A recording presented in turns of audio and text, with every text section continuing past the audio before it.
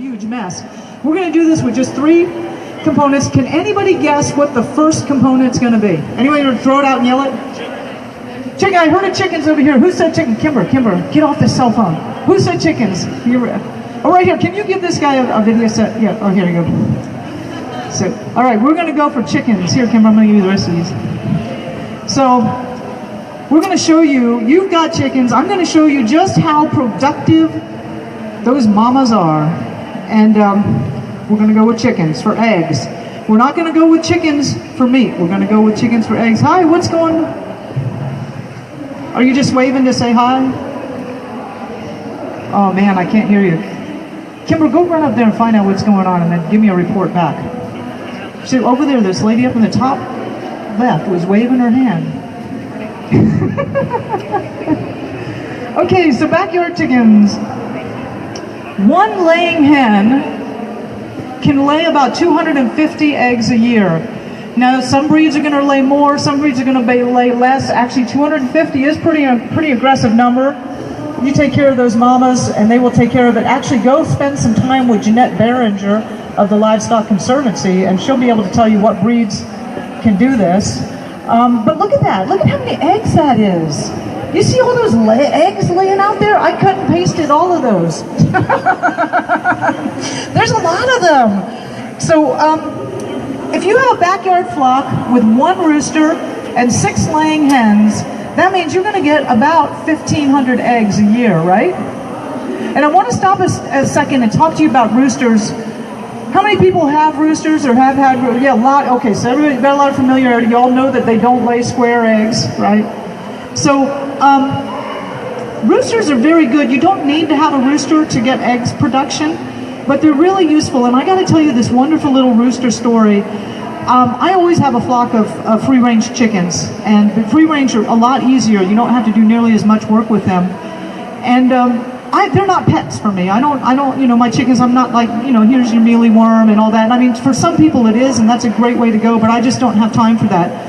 So I usually have a rooster and 8 or 12 hens running around. We've got a little bit more land than just a backyard. And usually the way it is the rooster interacts with me.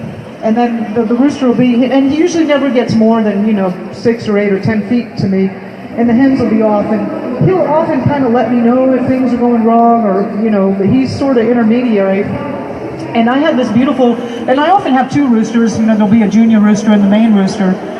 And one day with the flock, the main rooster, the big black guy, he got hung up in a fence, and his leg is all, and he can't get out of it, right? And from his perspective, he's dead, because these are free-range chickens, right? And I don't have a lot of interaction with them. They do think of me as a goddess, and they should, and they will think of you as a god or a goddess, because I have this magical snake where water comes out of it whenever I want. And they have pecked at the end of that hose and never gotten water out. They have tried that. I also, in the life of a chicken, there are some hard times, and especially in a free-range chicken, there are some hard times in the life of a chicken. And those times in Texas, which is where I'm currently growing food and living, the hard times come in August and in February, when there's like not much going on. And so I magically provide them with food during those times. I'll feed them grain. The rest of the times they're mostly on their own. They also know that I'm the magical source of the bowl of compost that comes out of the house on a regular basis. So really, to them, I also control the dogs. The dogs obey me, and the dogs do not eat the chickens because of me, and the chickens know that. So I am a goddess. So this rooster, anyway, he's hung up out on the fence, and he can't get loose from it, and he knows he's dead, because when the sun goes down, there are going to be coyotes, there are going to be raccoons, there are going to be foxes. He's going to get eaten. That's just the fact of life for a free-range chicken that's on the ground when it gets dark. And already he can see that the other junior rooster has been nailing the hens, and he has lost his position in life, and he's just miserable. And then, so it's afternoon, and I come walking along, and I'm like, oh man, buddy, you're hung up in that fence. I said, let me help you out, and I'm gonna untangle you from this fence. And he's all freaked out because, I don't touch him, right? And he's like freaking out and all that. And I'm like, just calm down. And I disentangle him while he's struggling from this fence. And I let him go. And he dusts himself off and heads right back over to the flock, beats the shit out of the other rooster. And, he's back in charge again. He's happy. Actually, the first thing he did was run to go get a drink of water. And then he ran off to go do that stuff. And I didn't think anything about it because, they're my chickens, right? So the next day, maybe it was 2 days later, I was out in the orchard weeding a young sapling out there. And I'm out there on the ground and I'm, doing the weeding thing, right? And it's the middle of the day. And as y'all know, if you have chickens, they're not doing anything in the middle of the day. They're under a tree taking dust baths and they're resting. They're up in the morning, they're up in the evening, not in the middle of the day. And out of nowhere, by himself, this rooster comes up to me, and I'm weeding, and he stands right in front of me, about little more than arm's distance, about 4 feet away, and he just stands in front of me for a minute, and he looks right at me, which is like this. All right, because you got a chicken, they got him on the sides of the eye, right? He's looking right at me. And then he slowly walks in a circle, all the way around me, about 4 feet around me, and he stands back in front of me again, and he looks at me again, and then he walks off. And I knew that was that rooster's way of saying thank you for saving my life. And he knew that I had saved his life. And I tell you that story because there is such a profound relationship that you can have with these animals. It's just so much more than growing food. And I'm so touched by that he thanked me. It was a beautiful thing. So anyway, you don't need roosters, but I love my roosters and they do good. I want to tell you there's another myth. And another myth is that roosters crow at the crack of dawn. No, that's not true. They crow all the time, right? They're always going, 2 in the morning, 3 in the morning. So I want to do this. I had heard about an island one time. There was this island where there were a bunch of dogs and none of them ate chickens. It's because everybody who owned a chicken-eating dog, they killed the dog, which I know we all got to be nice and concerned about ASPA. But at the end of a while, they had a population of dogs that none of them would kill chickens, which is a very useful thing, I think, in my opinion. So what I'm suggesting for everyone here who has roosters, if you have a 2 o'clock in the morning crower, please eat it, okay? Will y'all be in with me on this? Yes? Okay. So you're going to get 1,500 eggs. So one egg, we're going back to the 2,000 calories, the 1,000 calories a day. I promise you, we're going back to the number. One egg is about 63 calories. This is a medium-sized egg, which is what you're most likely going to produce. Do you know where I got that number from? We all hate the government, right? But I got it from the USDA. I love how Joel Salatin calls it the US duh. I got the number from the duh. So look at the USDA, 1,500 eggs. Okay, right there, my beautiful personal assistant, 94,500 calories right there for you to chew down on. And toward the end of the presentation, I'll show you just some of the things. Eggs are just this incredibly versatile food. And that whole cholesterol myth is now hopefully debunked. That's a lot of calories, right? So we're going to have our first part of our component of our system is going to be chickens, and we're going to get 94,000 calories out of that. Now that's pretty amazing, isn't it? We're like a quarter of the way there. Pretty good. All right, who wants to guess what might be behind door number 2? A garden. Okay, we had so many people say garden. I think it was this gentleman here that said it first. Kimber, can you get that guy, get him a video set? He's right there. Yeah, he's right there. All right, ladies, you're going to have to yell louder and be more aggressive here. The guys are 2 for nothing. Yes, a garden. Now, and I'm not talking about a big garden, okay? That's one of the biggest mistakes you can make is a big garden. I'll tell you another story. My husband, so I did not grow up knowing a lot about growing anything about food. I grew up in South Florida, North Miami. And we didn't, we grew up in a suburb there. There was my family, I'm from a family of artists and musicians. They weren't into growing food. But I married a man, my husband grew up in South Texas. That's why I live in Texas now. And his grandmother was the kind of woman that from knee-high to a grasshopper, she was following her parents around by the time, and planting and harvesting and doing all that stuff. And by the time she was an adult woman, she had an acre garden, and she could completely manage an acre garden. Now, I said, hon, I think, we need to start growing food. I want to start growing food. I'm very passionate about that. And he immediately thought of nanny. And we had the land, because we live in Texas, right? I'll tell you another story about that. Actually, I'm my husband's second wife. His first wife and he had 15 acres together. So when we went out to buy property, it had to be bigger than 15 acres, right? We got 75. Anyway, he thought of nanny, and he plowed me up like an acre, which we don't have really good soil. And I just had an acre of weeds and frustration. So don't do that. That's a big mistake. Just start with a small one. This is a little 50 square foot bed I was working with a community garden in.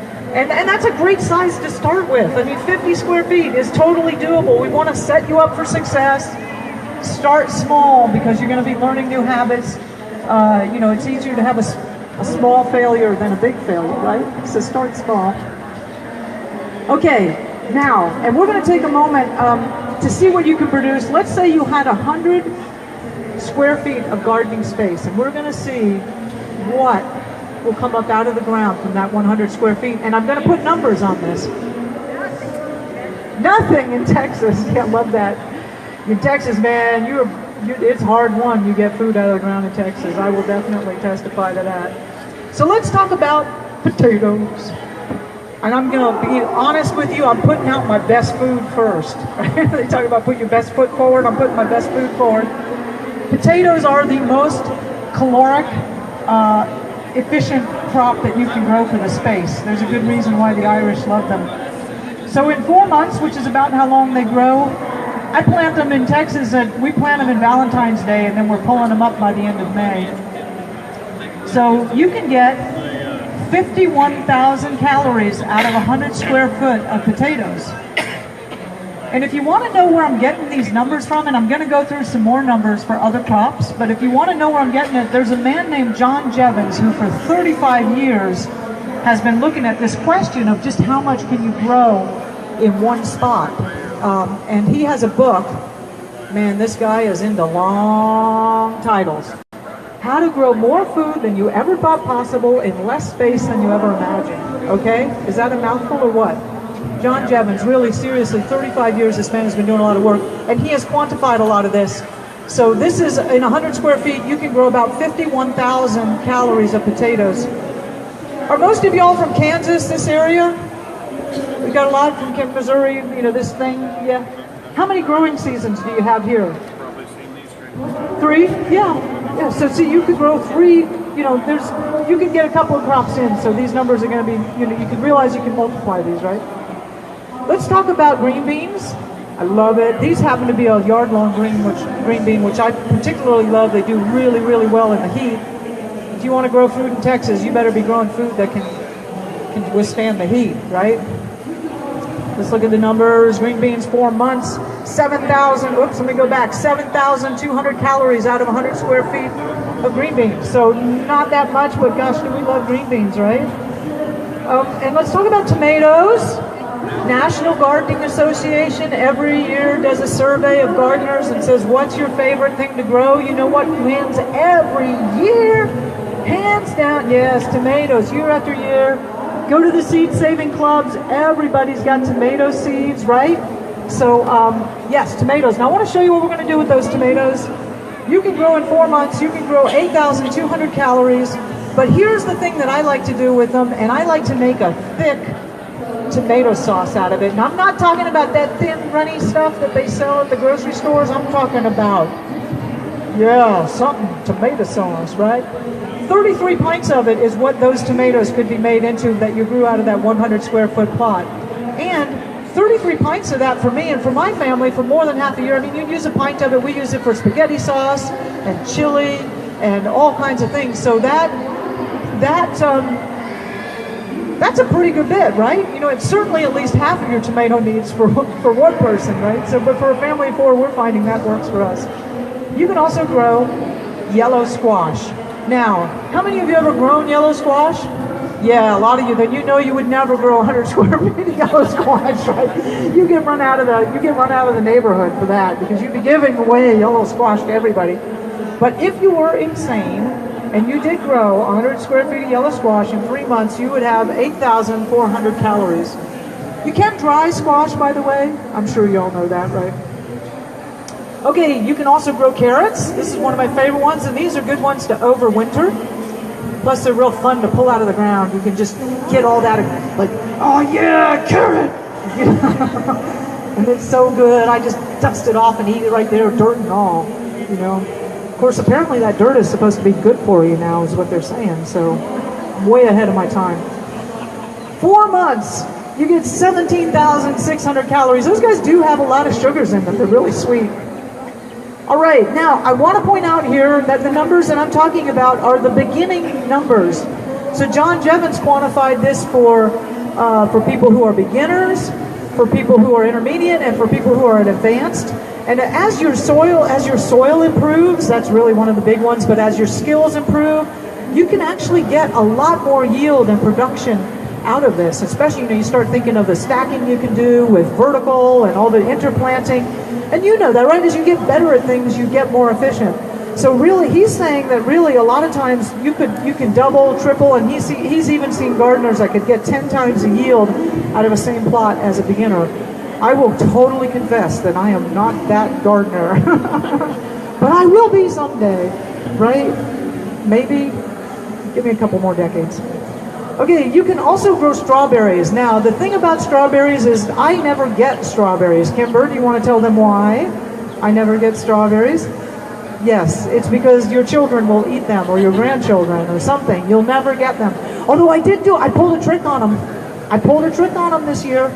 So I grew the strawberries. Usually they're growing right by the house. You want your garden right close to your house, right? Because that's where you're going to pay attention to it and you'll tend it. And last year I grew the strawberries up by the barn, which is only, I think I measured it about 80 or 90 feet away. And those strawberries were too far from the house, the kids. I got to eat strawberries, so, there's a trick. I tell you, when you want stuff growing close to your house, that's for sure the truth of it.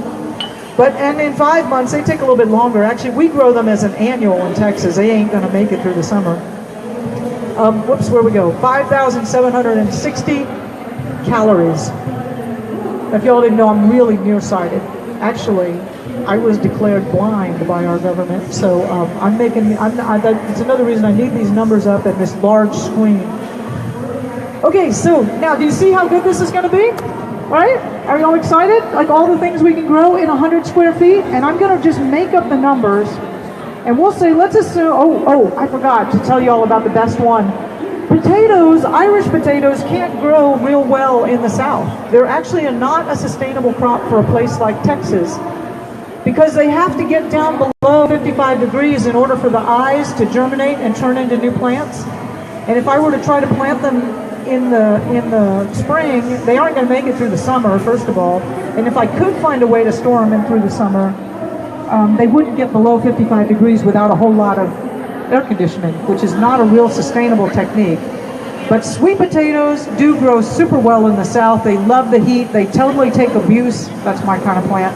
They don't need that much water, and they are delicious too. 4 months, you got 33,500, so not quite as optimal. Does anybody remember the Irish potatoes? 51. Yeah, whoa, we got some great math people here. 51,000, excellent. So, have you ever tried sweet potato fries?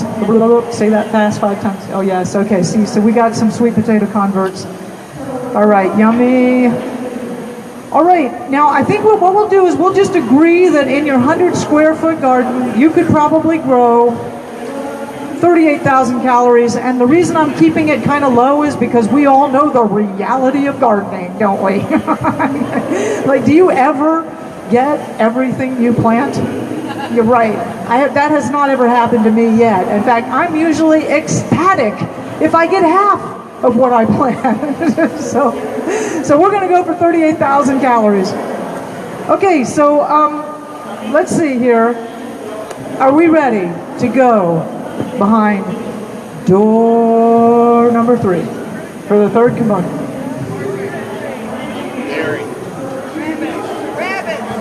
Who said rabbits? Oh, did I see a lady back here said rabbit? Where did the rabbits? Oh, everybody's pointing. Kimber, go give somebody a video of this is rabbits. All right, yes, thank you so much. Yes, rabbits. I love rabbits. They're so cute. Okay, oops, I am so sorry. We have a slide in the wrong place here. By the way, the video that I'm giving out, it's a video called Grow Your Own Groceries. And what it is it's like me taking you by the hand and how I grow food in my farm. And we go over gardens and watering systems, rain catchment, orchards, how I work with the dogs to do predator protection. It's a whole, like how do I grow food and how do I do it. And there's really, really cute footage of Kimber when she was little with her brother in there and washing dishes. And if you're a parent and you ever get footage of your children washing dishes, you want to brag about that, don't you? She's cute. Okay, yes. Does anybody know Mike Adams? Natural News? A little bit? No, he's a big fan of mine anyway. And then the Permaculture Activist magazine, Alex Jones. Y'all heard Alex on the radio? Some of you, yeah.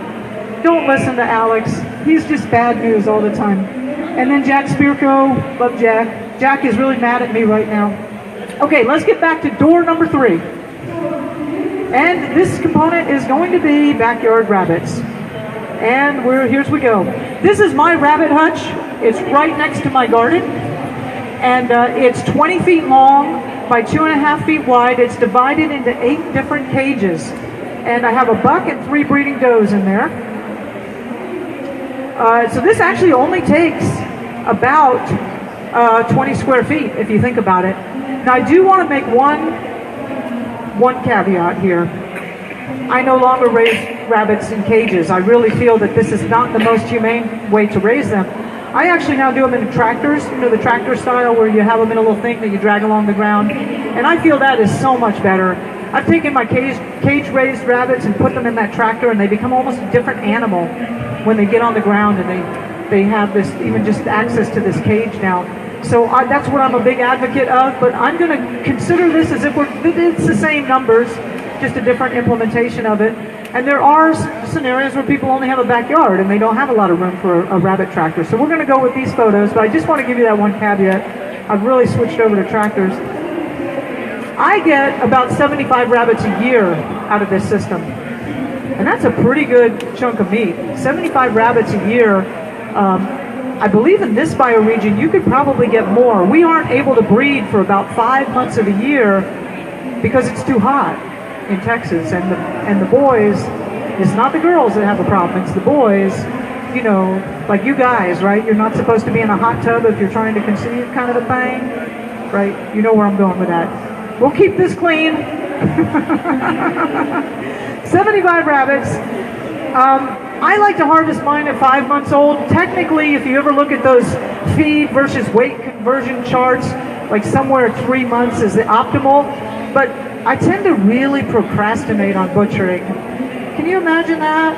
And I just go ahead and eat some more. We'll get around to that tomorrow, right? So mine tend to be a little bit heavy. So I get about 7-pound rabbits. These are my numbers, by the way. I grow these. 3.5 pounds of meat, plus organs, bones, and I'm going to tell you about the bonuses with the organs and the bones in just a second, and the hides. So we're going to add this up. There's my beautiful personal assistant. She's gorgeous. My daughter Kimber had beautiful blonde hair, and now she's got this rainbow stuff. And actually, I want to let you know that's not genetic. And it used to annoy the heck out of me, but now I'm kind of getting used to it. I'm like, oh yeah, that is kind of nice. But it's, like I'm going to a Mother Earth News Fair. I'm a crunchy granola, all back to the land type person, and I show up with a daughter with rainbow hair. I'm like, oh God, what are they going to think? But Kimber, do they say nice things to you? Yeah. Yeah. Oh, it's not working, huh? You gotta flip the switch. Anyway, yesterday she was funny. We're walking through the airport to get here, right? And she's got this rainbow-colored hair, and she's walking through the airport, and people are going, "Oh, that's so nice. I love your hair. I love your hair." And she's wearing a shirt that says, "Oh my God, I almost had to socialize." Yeah, to be a teenager again, huh? Right? Yeah. Well, like Kimber, you're giving out mixed messages. So, believe it or not, that 2.5 pounds of meat that you're going to get is 234,413 calories. Where did I get that from? The U.S. Duh, right? USDA. Thank God the government is good for something. All right. I pay all that tax money to know how much calories I'm getting out of a rabbit. I am totally fulfilled now. Thank you. So we've got a grand total of 369,913 calories out of this thing, right? Is that more than 365,000? Yes, it's a simple greater than thing, right? I'm homeschooling, and actually Kimber's teaching me, so I'm learning this stuff again, right? We're in Algebra 1 right now. Lines. Then we're going to get into quadratic equations. Okay, so this is our 3-component system. And I'm going to, oh, by the way, anybody can do this. This is a little school. Kimber used to go to a co-op school. These are the kids. We were teaching them this system at the school. This can teach us to kids. And then here's my friend Bonnie. She was in her 60s back when we were all younger. And, you know, what she does is she has raised beds that are up at waist height. And then also for stuff she has to have in the ground. In this photo, we're talking about different tools that she can use because she has a real bad back. There's lots of ways to do this. Anybody can do this. And in fact, we're going to find out who in here is already doing that. So I want to talk to you about the bonus. We have got a bonus. Okay, who in here remembers when you ate liver once a week when you were a kid? Oh yeah. Yeah, there's a lot of us that remember. All of us that maybe got a little bit of gray going on, right? I hated it. Didn't you? Did you like it? No, you hated that stuff, right? Kimber, what do I do with the liver at home, huh? Yeah, right. She's got this face like she can't stand it. So I sneak it in. I chop it up into little bits and I put it in with the chili, you know. And they look like, "Mom, did you put liver in the chili again?" I'm like, no, I swear. I didn't put that in there. I wouldn't do that to you. Anyway, liver is so good for you. Let me show you what's in this, okay? Okay, ounce for ounce. Liver contains more nutrition than any other food. And we're going to do these bullet points again. I'm excited. Okay. All right. Da-dum. It contains vitamins B12 and B9. And there's all kinds of totally technical words for this stuff. It's a high iron in a highly soluble form. Trace elements such as copper, zinc, and chromium. And then CQ10, which is a nutrition that is especially important for cardiovascular function. Sharon, where's Sharon? Here. Where? Oh, there's Sharon. Sharon is a certified nutritional therapist. You can talk to Sharon. She'll tell you all about liver. She loves liver. Sharon also works with the Grow Network. She's in charge of keeping me on time to presentations. Which is, was I late today? Okay, we won't go there. Okay, so note that this, what we're talking about here, I would never want you to eat a liver from the commercial food supply, right? I'm talking about organ meat that you can trust because you raised them, you fed them, you know what went into them, right?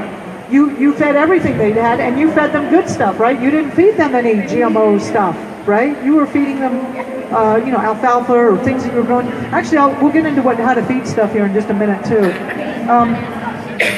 And this is another bonus. You can take the bones of the animal and simmer them and make a bone broth. How many people here make bone broths now?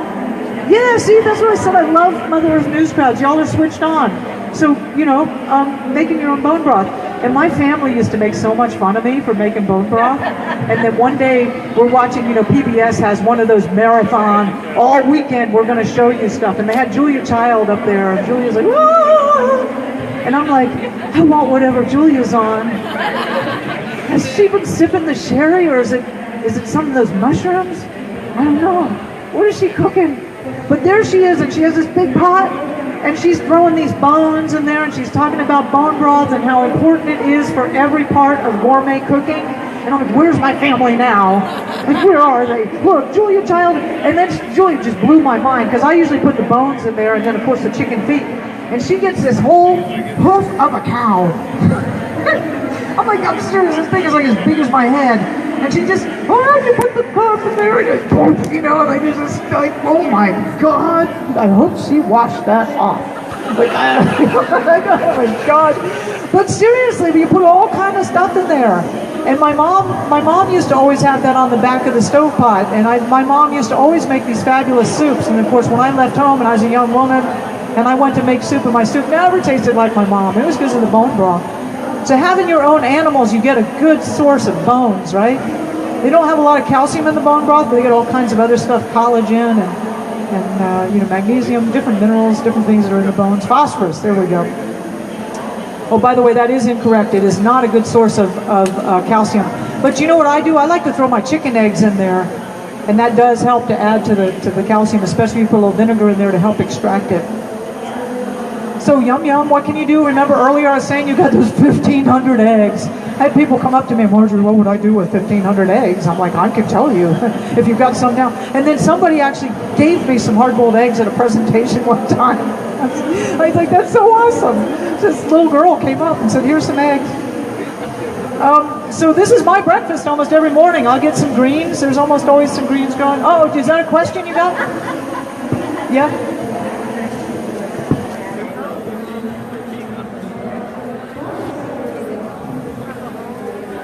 No, she's asking, do I throw the whole egg into the bone broth? No, I save the cracked shells and just throw the shells in there.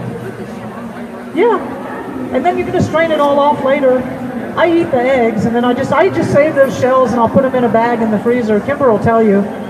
There's always this plastic bag full of stuff in the freezer, and they're like, Mom, what's that? You know? Then I found out you put the chicken heads in there, and I got chicken heads in the freezer in the bag.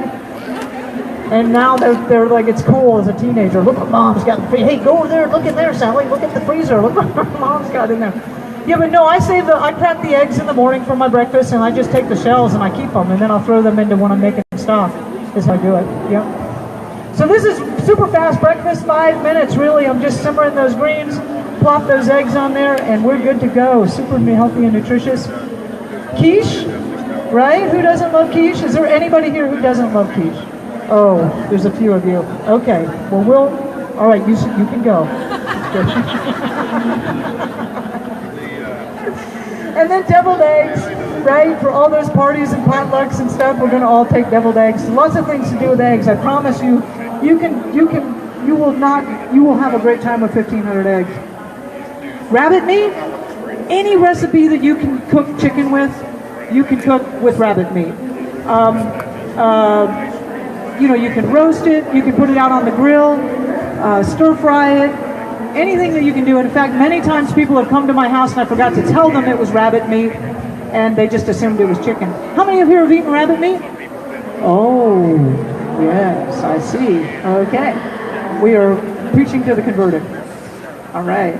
So now, you want to know that here's another bonus. Okay, totally full of bonuses today. Here's another bonus. There is no refrigeration required for this whole system, right? The gardens, you're pulling up the vegetables fresh, right? A rabbit, one of the reasons I love about rabbits is it is the perfect size for a family of 4. We'll harvest a rabbit. We'll eat that rabbit. Usually I'll roast it, or we'll put it in the slow cooker. I love slow cooker meats. And we'll eat a bunch of it off of it. What's left over, I put in a pot, and we make for soup, and that sits on the back of the stove simmering. It doesn't need refrigeration, and then we'll have rabbit and vegetable soup the next day. And now that I have a teenage son, there's usually nothing left after that. In fact, you need more than one rabbit to feed him sometimes. But this is such a cool system, because you really just don't need, and eggs store for a long time, right? And if they don't, then you pickle them. And in China, what do they have, those 1,000-year-old eggs? Okay.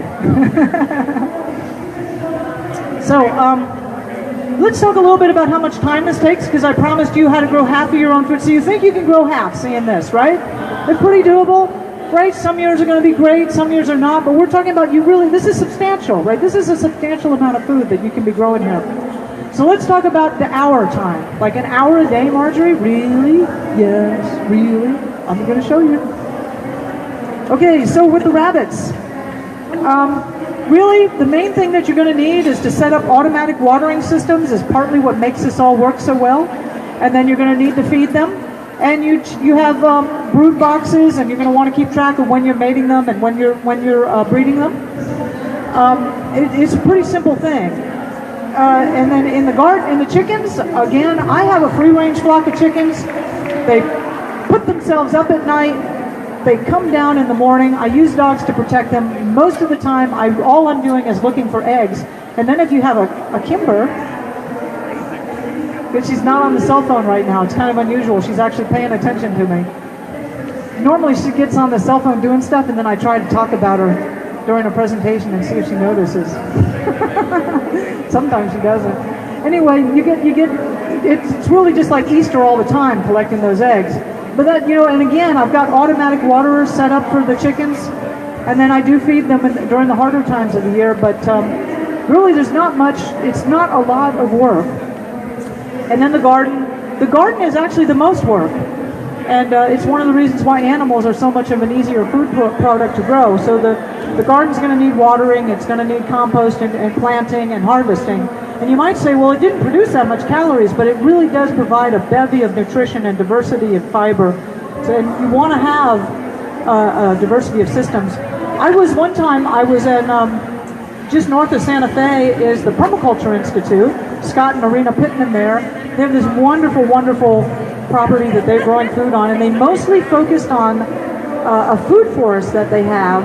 Beautiful 20, 30-year-old trees that are producing all kinds of apples and plums and pears and all kinds of fruit. And then they had a lot of livestock, so they had goats and different things. And one year they had this freak storm where it got down to like minus 30 below. It was a freak thing. And it killed all of their fruit. The fruit trees that were old that survived it, the ones that had some substance, it killed a lot of the younger ones, but they definitely weren't getting any fruit production that year at all from their fruit and nut trees. And they only had the livestock. And Arena was telling me, she said, Marjorie, you really have to have an annual garden because you just never know when something's going to hit you, right? So the diversity of it and having it as a backup. Anyway, on this system, I'm going to tell you like a 5-minute day, okay? You know that day, the kids have to go to the dentist, you just had a flat tire, somebody called you up and said, can you go do this speaking arrangement somewhere, right? And you only have 5 minutes to get out of the house. So I run out to the rabbit hutch, throw in some rabbit pellets, check that the water level's good. I say, hey chickens, how are you doing? They're fine. Look at the garden, it's great. Boom, I'm done. That's 5 minutes, right? So I'm like out of there that morning. But then there are other days when I have more time, I'll tell you about this here on another slide, but I love to weed the garden and feed it to my rabbits, and it's free rabbit food. And it may take a little bit more. I like to use a scythe sometimes and cut them fresh grass. Or if I'm doing any kind of trimming of landscape, they love when you're doing peach trees, they love the peach tree bark. So I'm often other chores I'm interleaving in with the feeding of these things. And the garden, of course, sometimes the garden for me Saturdays is just I want to spend a couple hours in the garden, and that's when. And the garden, of course, has its cycles. You all know this, right? When you're doing the bed prep and planting, that tends to be a more intensive time of the year, and then things slow down a little bit until you need to do a bit of weeding, and then it starts getting to harvesting, right?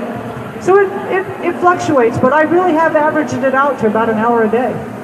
You see how this can be possible? And a lot of this with the free-range chickens depends on setting up as much automatic stuff as possible, so automatic watering systems, and feed if it's all possible. So let's talk about what you need to do for the rabbits. Pellets. Again, I feed them other things. By the way, we won't go into this because it's another level of advanced topic, but it's about as easy to grow half of the food for your livestock and half of the compost for your garden as it is to grow your own food. In this talk, we're just going about growing half of your own food and assuming you're going to buy the feed and fertilizer, but it's actually pretty easy to provide half for them too. this really can start to move into a sustainable system pretty quickly. With chickens, again, a little bit of feed and water, and then of course with the garden, the main thing you're going to be trying to come up with there is compost and fertility to continually to continue. I tell you a little funny story. So I used to do a ton of radio interviews, and I was on this radio show one time, and this young couple called up, and they said, Marjory, we had a fabulous garden. We got tons of production for the first 2 years, and now we're not getting much production at all. And I said, how lucky you are. I said, where do you live? And they were in Ohio or something, and they happened to have lucked out with really good soil. And I said, wow. They said, do you think it could be chemtrails? You know, the government's flying over and spraying on us. And I said, well, let's talk about a few other fundamental things first. I said, what are you using for, what are you adding compost and fertilizer? And they said, no. Are you supposed to do that? I said, yes, you're supposed to do that. Those plants need nutrition just like you do. You have to keep giving back to your garden, right? So yes, compost is real important and fertilizer is real important. So I was like, I think you ought to work on that. And yes, chemtrails may or may not be a problem. I don't know, but let's hit the basics first, right? This is fun. You never know when you're doing these radio shows. Okay, so really, here's the time, just dashing in and out sometimes, and sometimes spending a lot of time with it. Now I told you about the weeding. My rabbits, when I had them in cages, it was so much fun, because I'd come out in the morning to feed them, and they would see me weeding, and they'd be like cheering me on. They'd be like, yeah, yeah.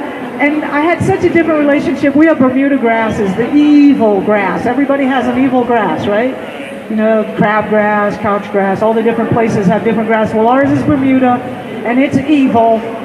But I used to look at my Bermuda grass, and because I was weeding so much, because I was feeding my rabbits, I was like, oh, you're not big enough. I'm going to let you grow a little bit more. You kind of got that way with your weeds, and I had a whole different relationship to weeding. Normally, I hate weeding. And if you like weeding, could you please come? There's the house next door is for sale. Come live right next to me. Okay, so here's the rabbits. All right, I want to talk about some other systems. Is anybody here a vegetarian or a vegan? Or are you scared to admit it in this crowd? It's okay. We've all been a vegetarian at one time, right?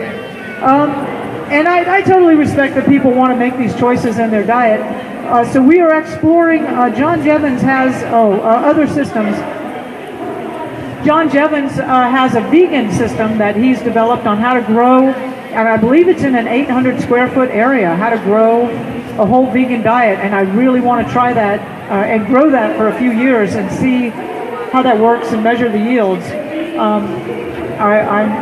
My house has turned into a research center. I remember Kimber and the kids were going, Mom, we live in a research center? And I'm like, yes, we do. I have like 7 backyards and I'm trying to manage not very well.